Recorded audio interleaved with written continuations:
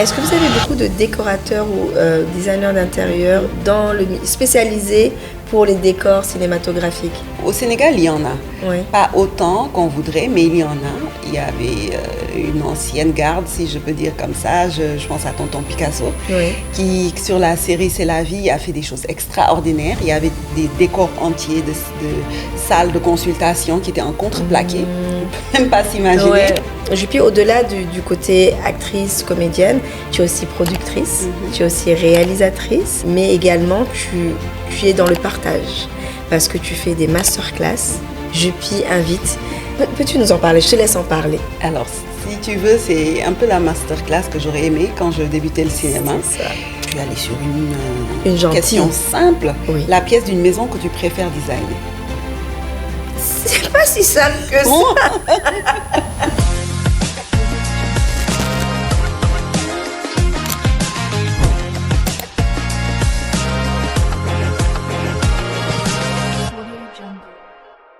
Dans Mouton Brun M, on invite parfois des gens qui sont méconnus du grand public et on les met en avant pour vous faire découvrir leur parcours. Et il y a des gens qui sont déjà connus du public, mais qu'on a envie de vous présenter à nouveau sous un autre angle. Et aujourd'hui, j'accueille la célèbre Fatou Jupiter Touré. Bonjour Juppie. Bonjour Suze. Comment tu vas? Ça va très bien. Je suis contente de te recevoir dans Mouton Brun M. Moi aussi. Depuis le temps. Depuis le temps, je suis venue au tout début. Exactement. Et tout a changé. Je suis Tu super étais contente. là la première journée d'ouverture de Mouton Brun Studio. Et là, tu visites. Ça a changé entre-temps. Mais pour ceux qui ne savent pas, donc, Fatou Jupiter et moi, on se connaît depuis... On va pas dire... C'est ça, on va pas dire les âges. Et ça me fait tellement plaisir de te voir briller dans notre univers médiatique et culturel, mais pas que. Et j'aimerais que, si tu devais te présenter toi-même en 1 minute, si on te demande, mais qui es-tu pour les Martiens qui ne te connaissent pas, comment tu te décrirais? Fatou, est-ce que tu te connais vraiment? Je suis une Sénégalaise, une Africaine, qui adore ce continent et qui est totalement dédiée à le faire briller à sa juste valeur. Voilà. Waouh, effectivement. Et tu le fais briller par quels moyens? Quels sont tes outils, selon toi? Le cinéma, Oui. la persuasion, on va dire la communication, l'influence positive. Voilà. Oui, vous la voyez toujours sourire, vous la voyez toujours le bon mot pour tout le monde. Et ça fait plaisir à voir. On te voit sur nos petits et grands écrans depuis plusieurs années. Mais est-ce que les gens savent à quel moment tu as commencé? Et comment tu as commencé? Je ne sais pas, je ne suis pas sûre. Tu as commencé comment? À l'université. Ouais. Totalement par hasard, j'accompagnais une amie parce que je m'ennuyais un peu après les cours. Ouais. Elle allait à un atelier de théâtre, enseignant, donc j'en avais aucune connaissance. Et ce qui est marrant, elle ne se rappelle pas du tout m'avoir amenée. C'est-à-dire, voilà, elle était juste le véhicule, on va dire, pour que je puisse aller à cet atelier. Ouais. Donc, pour moi, c'était d'abord une distraction, voir des gens qui faisaient du théâtre. Et puis, l'un des metteurs en scène, un jour, m'a dit, mais écoutez, mademoiselle, on est là pour travailler. Donc, si vous voulez continuer à venir, vous passez l'audition, comme tout le monde, et puis vous venez travailler. Wow. Je me suis dit, non, je ne le ferai pas. Il m'a donné un texte, je l'ai quand même lu. Le lendemain, il passait les auditions publiques. Et puis, à un moment, il me dit, allez, c'est à vous. Je me disais encore, je ne le ferai pas. Et puis, je suis quand même partie. Il y a quand même un truc qui t'a poussé à le faire. Un déclic. Et puis, comme c'était un peu un défi et que quand on me pose un défi, j'y réponds, même si j'étais encore plus timide à l'époque. Ouais. Je l'ai passé. Il se trouve qu'il cherchait une actrice, une comédienne pour la pièce, pour la journée du théâtre. Okay. Et c'est comme ça que tout a commencé. C'est fou, hein? Non, parce que tu as commencé par le théâtre. Le théâtre. Les plus jeunes voient moins le théâtre comme on le voyait à Sorano et tout ça, mais beaucoup de gens, beaucoup d'acteurs maintenant ont commencé par le théâtre à l'époque. Mais Juppie, au-delà du côté actrice, comédienne, tu es aussi productrice, tu es aussi réalisatrice, et, mais également tu es dans le partage parce que tu fais des masterclass. Juppie invite. J'ai assisté à la dernière masterclass, mais écoutez, j'étais comme ça parce que tu invites des gens. Peux-tu nous en parler? Je te laisse en parler. Alors, si tu veux, c'est un peu la masterclass que j'aurais aimé quand je débutais le cinéma. C'est ça.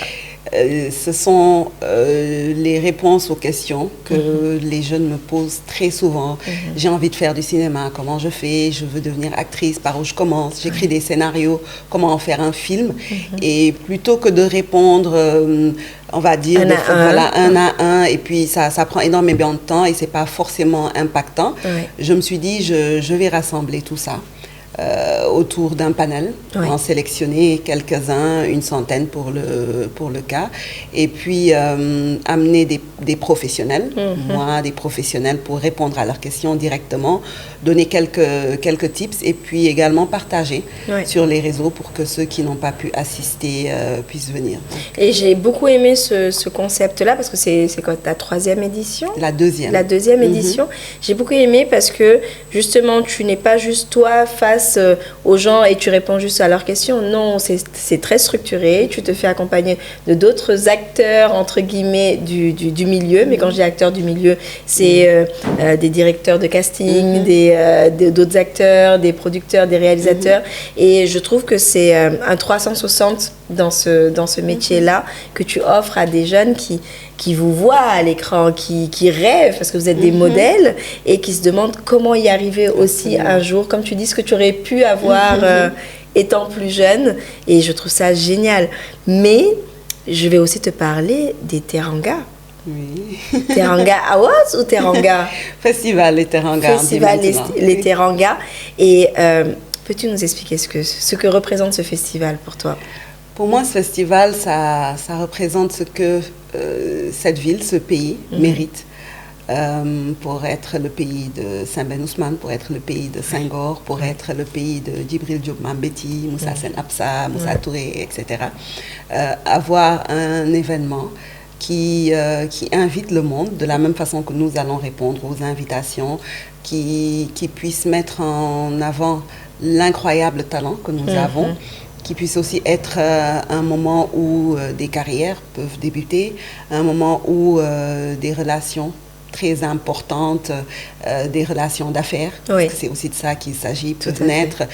Ça peut être aussi un moment important pour l'économie d'un pays, parce qu'un festival utilise énormément de secteurs. Donc, et je trouve que c'est un festival qui fédère, parce qu'on ne peut pas être un pays où on consomme énormément de séries, de films et autres, et ne pas avoir notre événement à nous qui justement nous permet de regrouper tout ça, d'en parler, d'avoir un peu plus de force aussi visuelle, parce que je veux dire, c'est énorme quand même, ça doit être beaucoup de boulot.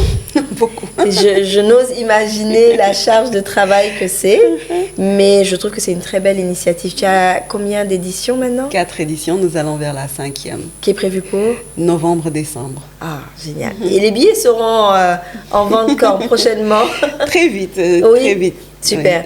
Oui. Mais ce qu'on voit également sur les réseaux, à travers les réseaux, mais pas que, parce que je pense qu'il y a des actions qui sont menées et que tu ne montres pas, mais c'est que tu as un côté engagement social qui est très très fort depuis plusieurs années, et je peux en témoigner.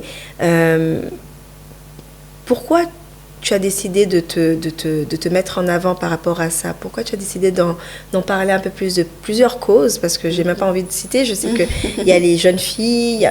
Mais qu'est-ce qui t'a poussé à être porte-parole? Je pense un peu... J'ai même pas eu l'impression d'avoir eu à faire un choix. En fait, c'était totalement naturel. Je viens d'un milieu familial où les gens sont beaucoup dans les associations, donc je pense que c'est... Voilà, ça me semble tu as baigné là-dedans. J'ai baigné là-dedans. Donc, l'engagement, quand on essaie de mettre un mot dessus, ça me fait, ça me fait un peu bizarre. Et quand j'ai fini mes études de cinéma, j'ai été très tôt formatrice à l'Empire des enfants, qui est un centre de réinsertion pour les jeunes en difficulté. Où j'ai eu à former des jeunes qui parfois n'étaient même pas on était dans la même tranche d'âge. Et c'est une grande fierté pour moi aujourd'hui de voir que certains parmi eux ont évolué dans le cinéma. Donc, ça m'a montré aussi que ce partage-là, dont j'ai bénéficié, parce que pour revenir à l'atelier de théâtre où j'étais, c'est là-bas où j'ai eu connaissance du concours pour l'école de cinéma, que j'ai été préparée donc, par ce metteur en scène qui était en même temps très sévère, mais quelqu'un de très fondateur pour ma carrière, pour la façon dont je travaille, dont je structure et tout ça. Et en fait, j'ai toujours baigné dans la transmission. C'est une chose naturelle. On vous donne, vous redonnez, et ça multiplie les choses, en fait. On va passer à la deuxième rubrique qui tourne autour du design d'intérieur. Je vais t'expliquer. Et le design? Juppie, on parle beaucoup de cinématographie et autres, mais j'aimerais connaître l'impact du design dans la cinématographie. Est-ce que toi, en tant que productrice, réalisatrice, tu prêtes attention, oui forcément, j'imagine, au décor, mais à quel point tu prêtes attention? Est-ce que c'est toi qui t'en occupes toi-même? Est-ce que tu as d'autres personnes qui le font pour toi? Comment se passent vos échanges pour que tu arrives visuellement à avoir le résultat escompté? Alors, quand j'imagine une histoire, je crée, je pense que c'est le cas pour tout le monde, un univers visuel dans ma tête. Déjà. Et puis, en définissant les personnages, on leur crée chacun un univers. Et c'est un peu comme dans la vraie vie, en fait. Nous connaissons tous des personnes ordonnées, des personnes qui aiment le rouge, des personnes qui aiment s'habiller d'une façon ou d'une autre. Donc, l'esthétique a une place primordiale dans le cinéma parce que l'image, normalement, même sans son, on devrait pouvoir transmettre quelque chose. Donc, ensuite, après la première idée, bien entendu, on s'entoure de toute une équipe. Et puis, c'est comme ça qu'on définit les décors, qu'on définit la couleur des murs, qu'on définit la couleur des draps. Donc, vous êtes designer, en fait. Hein? Je pense un peu. Vous êtes designer, quelque part, il faut avoir des notions. Parce que vous créez tout un univers autour du personnage. C'est ça. De l'histoire, on va dire. De l'histoire. D'accord. En général. Mais, tu sais, par exemple, je veux dire, je prends l'exemple, par exemple, de Keiza, où tu avais 4 personnes. Ces 4 personnes avaient leur visuel, leur thématique visuelle. Mais après, est-ce qu'il y avait une thématique visuelle pour la série en tant que telle? Je ne sais pas si j'arrive à me faire comprendre. Est-ce que c'était différent des 4 ou est-ce que ça devait avoir un lien entre les 4? Alors, la série avait pour, on va dire, pour identité visuelle d'être très sénégalaise. D'accord. Qu'on ne puisse pas se tromper, se dire est-ce que ça se passe au Nigeria, est-ce que ça se passe aux États-Unis, etc. Donc, il y avait ça. Il y avait aussi l'ambition de faire de Dakar, de Saint-Louis, les deux villes, des personnages à part entière. Il y avait aussi une ambition très forte de rendre on va dire, le set général assez féminin. Parce que c'est une série très féminine. Donc, qu'on sente que l'histoire est écrite par une femme, que c'est porté par des femmes, que, voilà, quelles que soient les interactions, la présence de la femme reste prédominante. La douceur aussi, les couleurs étaient très douces, très belles, et des fois en même temps aussi très vivantes. Ok, je vois très bien ce que ça... Mais en parlant justement de thématiques, tu disais, pour qu'on ait l'impression qu'on était au Sénégal et pas ailleurs. Est-ce que tu trouves qu'en cinématographie africaine, on arrive à avoir une touche qui nous est propre, ou ça dépend un peu des réalisations? Est-ce qu'on arrive à avoir un design qui va tout de suite nous rappeler qu'on est à tel endroit, à tel autre endroit, à tel autre endroit? Parce que des fois, je ne le ressens pas forcément dans toutes les productions. Je le vois beaucoup dans les films. Mais est-ce que c'est quelque chose qui... Toi, tu arrives à voir un film et tu sais que ça a été tourné à tel endroit ou tel autre endroit? Certains. Je pense que quand la production a d'abord les moyens. C'est d'abord une question de moyens, la base. Et puis peut-être aussi des ressources imaginatives qui puissent créer quelque chose, même quand les moyens ne sont pas énormes. Et ça dépend aussi de la vision en avance, parce que dans le cinéma, c'est le scénario qui dicte tout, qui est la base de travail, qui permet aux décorateurs de pouvoir se projeter, de pouvoir faire des propositions, au designer général, à la direction artistique, de pouvoir faire des propositions. Et je trouve que certains y arrivent. Oui. Pour d'autres, je pense qu'on est encore en chemin, parce que le cinéma, l'audiovisuel ont des histoires assez inégales. Oui.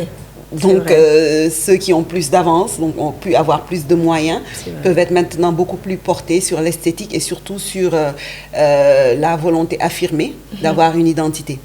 Quand on regarde une production sud-africaine, même les très modernes, celles que je peux voir sur Netflix, on peut voir des bâtiments très modernes, mais des œuvres d'art. C'est vrai.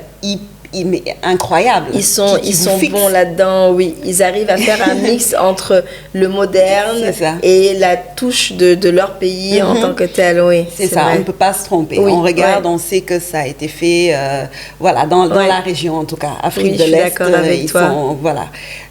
nous, l'Afrique de l'Ouest, à part les films d'époque où c'est très traditionnaliste, on est encore dans la recherche. Un travail de personnalité, en fait, à mettre en avant, je pense, sur l'identité. Je pense d'identité culturelle. D'identité culturelle. Pourtant, on en a une identité culturelle assez forte. C'est assez coûteux à mettre en place. C'est vrai.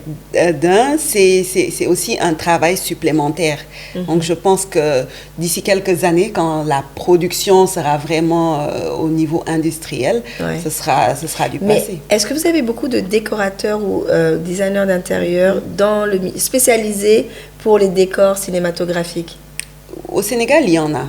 Pas autant qu'on voudrait, mais il y en a. Il y avait une ancienne garde, si je peux dire comme ça. Je pense à Tonton Picasso, qui, sur la série C'est la vie, a fait des choses extraordinaires. Il y avait des décors entiers de salles de consultation qui étaient en contreplaqué. On ne peut même pas s'imaginer. On a travaillé entièrement dans un centre culturel qui a été, même pour nous, ça avait l'air d'être un vrai hôpital. On avait des décors amovibles, on va dire. Donc, il ne fallait pas trop s'appuyer sur les murs de sa chambre, sinon ça s'écoulait. Ça tombait. Donc, voilà, ça, ça se développe. Ça se développe. Il y a la vieille école, celle qui vient du cinéma, qui a développé une vraie technique, qui a beaucoup appris. Et puis, il y a une jeune génération qui arrive et qui est très créative aussi. Écoute, on va passer à la dernière partie de notre discussion. Je vais te demander de prendre ton téléphone. D'accord. Je vais te raconter. Montant en réponse. Alors, Jupi, donc je viens de t'envoyer une série de 10 questions préparées par mon équipe. Wow. Je me dédouane de ces questions-là, ok? Tu dois en choisir 3 et moi également 3, mais on va se les poser à tour de rôle. Donc la première qui lance la balle a gagné. Alors, à ton tour, à toi d'abord. Bon, je vais aller sur une question simple. Oui. La pièce d'une maison que tu préfères designer. C'est pas si simple que ça. La pièce d'une maison que je préfère designer. Bon, alors j'adore faire les chambres de petites filles. Oh. Parce que je n'ai que des garçons. Donc, tu te consoles alors. Je me lâche sur les chambres des petites filles. Les clients, ils en ont marre parce que je leur sors des idées farfelues. Tout ce que je ne peux pas faire chez moi dans mon univers, je le fais dans la chambre d'une petite fille. Ça, c'est... Donc moi, tous mes clients qui ont des filles sont très contents. Ok, d'accord, super. Alors, un rôle que tu rêverais d'interpréter un jour? Une présidente, peut-être. Une présidente? Ouais, hein, mais tu as déjà la coupe. Je pense que ça ferait la coupe présidentielle. Je trouve que ça ferait une présidente. Mais quel genre de présidente? Alors, comment on devient une femme qui arrive à conquérir le pouvoir? Voilà, et qu'on montre c'est quoi être la gouvernance par une femme. Parce que je pense qu'on a des façons totalement différentes de voir le monde. On a des sensibilités différentes parce qu'on a plusieurs rôles à la fois. Et je suis sûre que ça pourrait donner quelque chose de positif. Alors, pour toi, un endroit inattendu qui qui ferait un bon décor de contenu?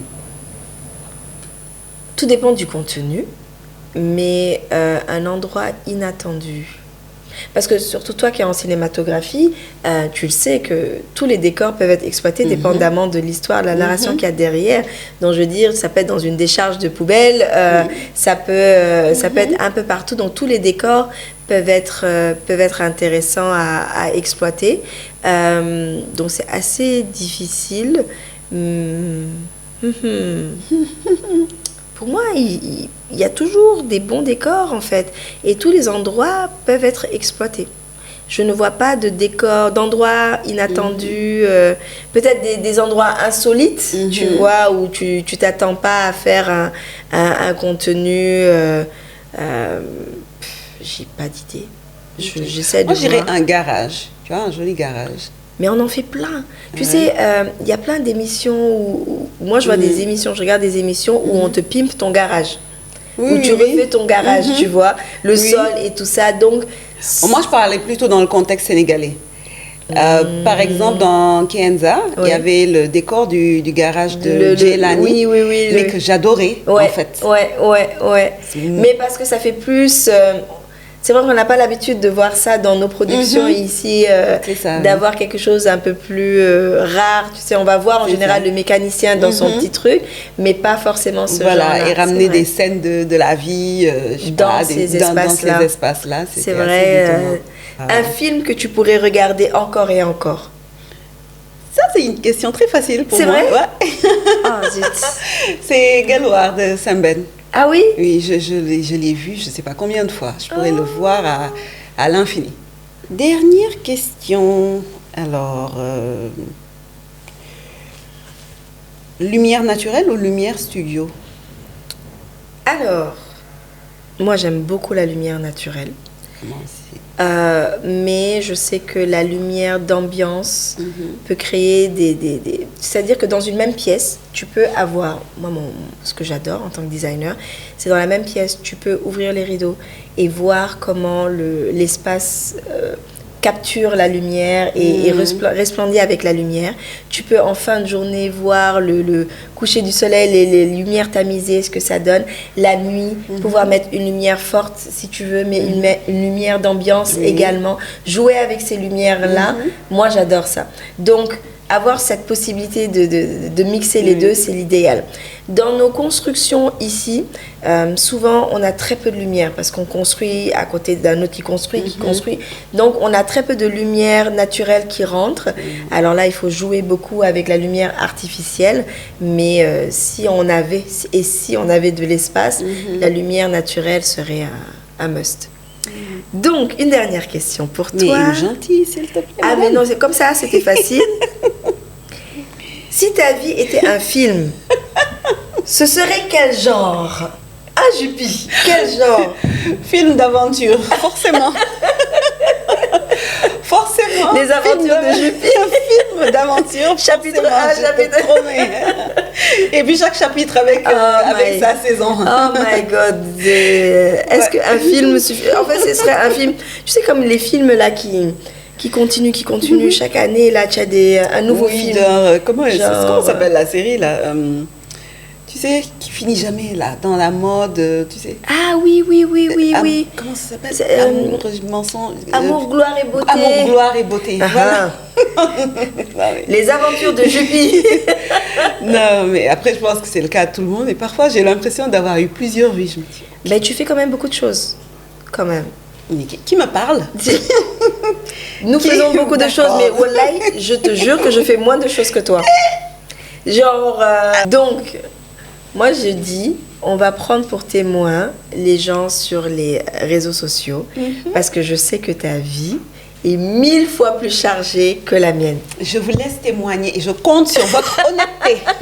Surtout. Mais on aime ça, on aime te voir justement sur différents pôles, sur différentes choses et franchement, tu as une bouffée de bonheur, de sourire, mais en même temps, tu restes très engagée, tu es très fédératrice et...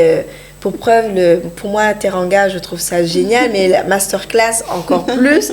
Et franchement, on te souhaite beaucoup, beaucoup de succès, beaucoup, beaucoup de belles productions à venir, Inch'Allah, je l'espère.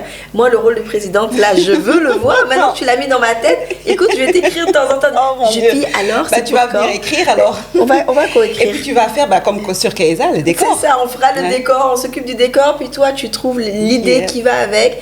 Mais ça va être top. Merci beaucoup. Merci. Merci pour ton temps. Et bravo à toi aussi pour tout ce que tu fais. C'est super inspirant. Non, soyez honnête. Non, je suis tes pas, tout simplement, honnêtement. Et un aspect dont je n'ai pas parlé, parce que je voulais pas t'embêter et te mettre mal à l'aise par rapport à ça, c'est, tu sais, on parle du côté fédérateur, mais tu es une personne très humaine et très généreuse. Énormément en amitié. Tu n'hésites pas à mettre en avant tous tes proches.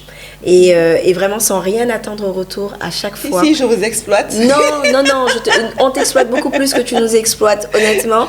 Mais tu n'hésites jamais à créer des links, à mettre les habits de tes amis créateurs, à mettre en avant tout le monde. Et je pense que cette aura-là, positive, c'est ça qui fait qu'on t'aime autant et qu'on te souhaite vraiment un très, très, très beau chemin. Tu m'as pris au dépourvu. J'ai fait exprès de dire à la fin. Comme ça, là, c'est au clos. Merci beaucoup. J'espère que vous avez autant aimé que nous cette discussion. Et je vous dis à très bientôt. À très vite. Au revoir.